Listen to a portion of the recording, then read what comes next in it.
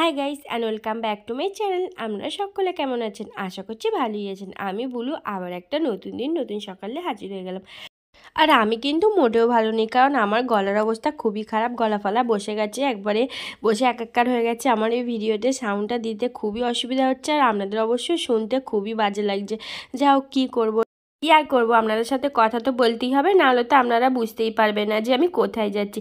আপনারা এতক্ষণে অবশ্য বুঝেই গেছেন, সবার মুখ তো আপনারা চিনেই গেছেন। আমি চলে আসলাম আমার ছোট ননদের বাড়ি। আর ননদদের এখানে পাড়াতে আছে আজকে কালী পুজো, আর সেই উপলক্ষে এই যে সবাই এসেছে, সব দিদি ভাইরা এসেছে, দিদা এসেছে, মেজো মাসি শাশুড়ি এসেছে, আর আমিও চলে আসলাম। আমি বা কেন বাকি থাকি।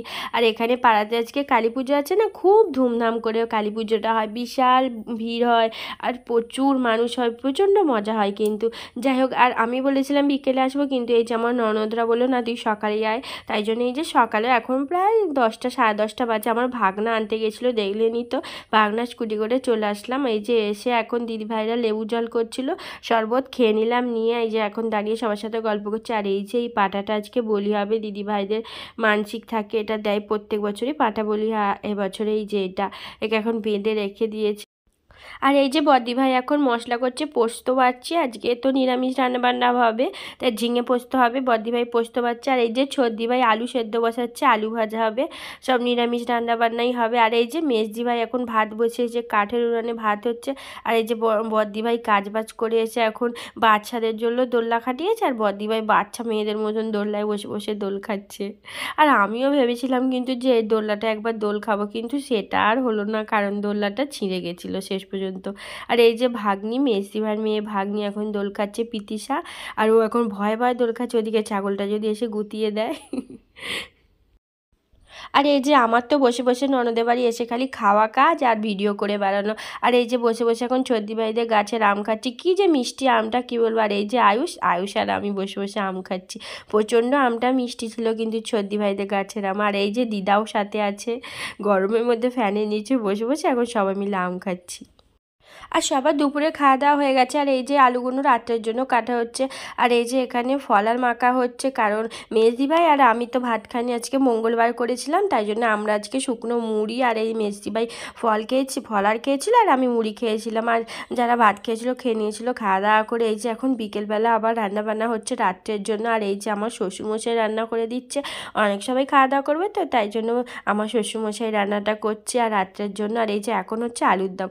আর এই যে দাদাভাই ফোন করেছে, ভিডিও কল করেছে, আর আমি সেটা একবার ভিডিও করে নিলাম। চা খেতে খেতে এখন ভিডিও কল করেছে। আর এই যে আলু কষা হয়ে গেছে, এবার চানা পনিরটা হবে, আর লুচি আর চাটনি, পাঁপড়, মিষ্টি, আর এই ছিল আজকে রাত্রে মেনু। আর এই যে সন্ধ্যা হয়ে গেছে, এখন সন্ধ্যাবেলা সবাই মিলে বসে বসে চা খাওয়া হচ্ছে আর আড্ডা হচ্ছে। এখানে সবাই আছে, আর ওদিকে আমার শ্বশুরমশাই রান্না করছে। আর দিদা তো এক গলা ঘোমটা দিয়ে বসে আছে, ওখানে জামাই রান্না করছে সেই জন্য। আর এই যে সবাই মিলে এখন বসে বসে নিমকি ভাজা খাচ্ছে। আর দিদার আমি বারবার ভিডিও করছি, দিদা প্রচণ্ড রেগে যাচ্ছিল কিন্তু। আর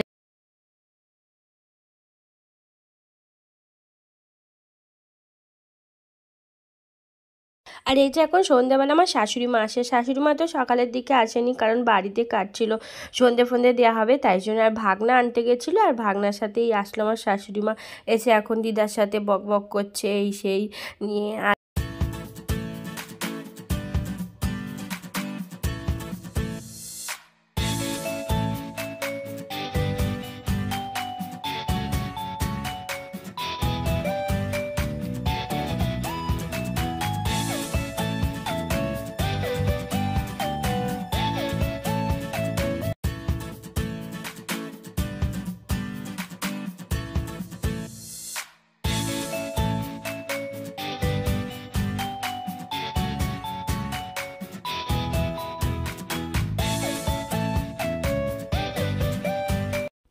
আর এদিকে বদ্দি ভাই সন্ধ্যাবেলা এক গামলা মুড়ি মেখেছে কুমড়োর তরকারি দিয়ে, আর সেটা মেখে সবার গালে এক গাল দু গাল করে খাইয়ে দিচ্ছে। আর এদিকে ছোটি ভাই চা করেছে, সবাই মিলে বসে বসে চা আর এই যে মুড়ি মাখা খাওয়া হচ্ছে।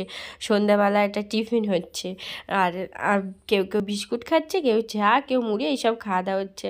আর আমার গলার অবস্থা এত খারাপ কি আর বলবো, নাহলে আমি সন্ধ্যাবেলার দিকে চা খাই না। আর আজকে কিন্তু খাচ্ছিলাম, গলাটা প্রচণ্ড ব্যথা ছিল বলে চা খাচ্ছিলাম। প্রচণ্ড গলার অবস্থা খারাপ, এখন কথা বলতে কী যে হচ্ছে কী আর বলবো।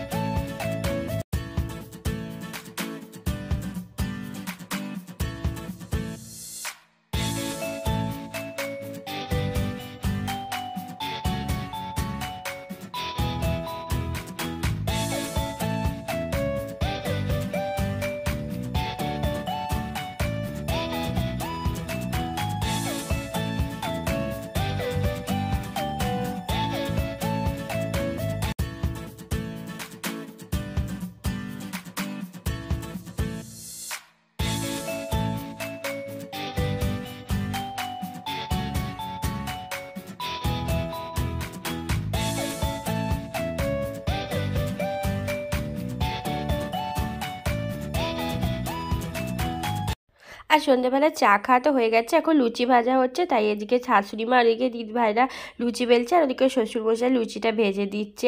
আর সবাই মিলে লুচি ফুচি খাওয়া দাওয়া করে তারপরে ঠাকুর দেখতে যাওয়া হবে আর কি।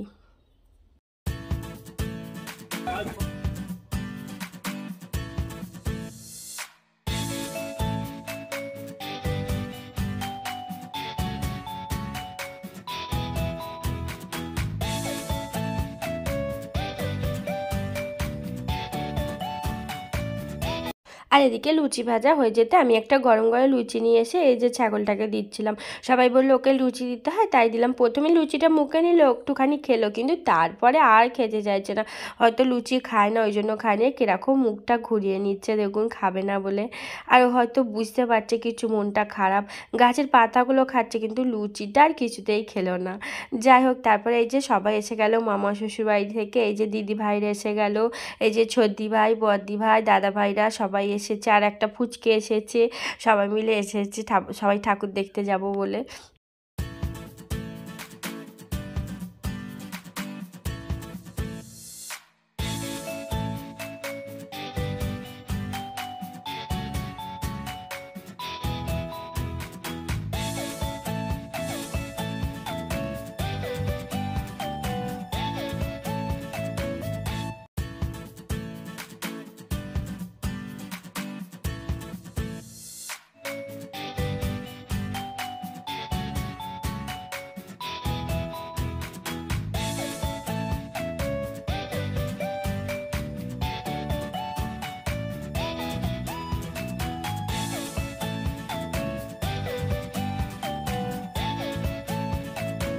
কি খাচ্ছ তুমি? লুচি খাচ্ছ? আর কি? দেখা একদম। আর কি বলবে তো? পুরি একদম।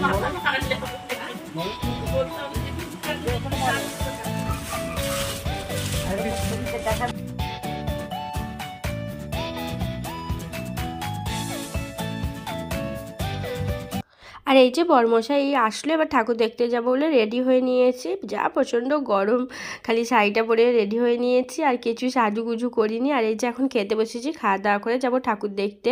আর দিদি ভাইদের সাথে যেতাম, কিন্তু দিদি ভাইরা আর একটু রাত্রের দিকে যাবে, আর আমরা তো বাড়ি ফিরবো, তাই জন্য একটু তাড়াতাড়ি চলে যাচ্ছি। যে খাওয়া দাওয়া করতে বসে পড়েছি, লুচি, আলু কষা, চানা পনির, এইসব খাওয়া দাওয়া করে নিই। খাওয়া দাওয়া করে আমরা ঠাকুরটা দেখে বাড়ি চলে যাব। আর দিদি ভাইরা একটু রাত্রের দিক করে যাবে। যাই হোক, এখন খেতে বসেছি, খেয়ে নিই। আর এদিকে দাদা ভাইরা আর দিদি ভাইরা খাওয়া দাওয়া হয়ে গেছে, এখন যাচ্ছে ঠাকুর দেখতে। ওখান থেকে ঠাকুর দেখে বাড়ি ফিরবে। আর তাই জন্য দিদি ভাইরা এখন ঠাকুর দেখতে চলে যাচ্ছে, আর আমরা এখন খাওয়া দাওয়া করছি।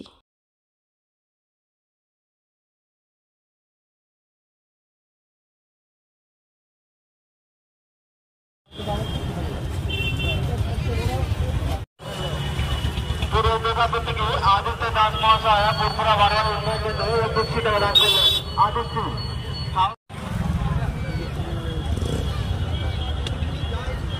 बेलपाड़ा থেকে আগত বাইরে গেলে আমি নাম করতে পারবো না, ওখানে গিয়ে চলে যাবো সোজা।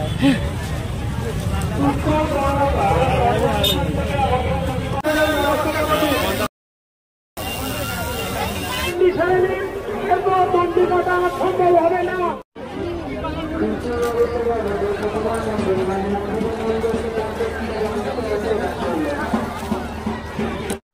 গান করবেন।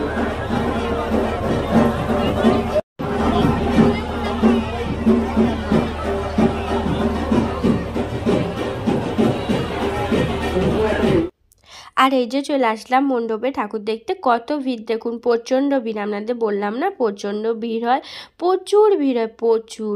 আর এই যে সবাই ডন্ডি দিচ্ছে, আর এখানে বাতাসা ছড়ানো হচ্ছে। আর এই যে কত মানুষ, আমি তো মাকে ভালো করে দূর থেকে দেখতেই পাচ্ছি না, এত ভিড়। আর এই যে কাছে গিয়ে দেখবো, সেও যাওয়া যাচ্ছে না, এত ভিড় ঠেলে ঠেলে যেতেই পারছি না। কত দূরে দেখুন, এত জাগ্রত মা, মুখটা দেখলেই পুরো গায়ে কাঁটা দিয়ে ওঠে।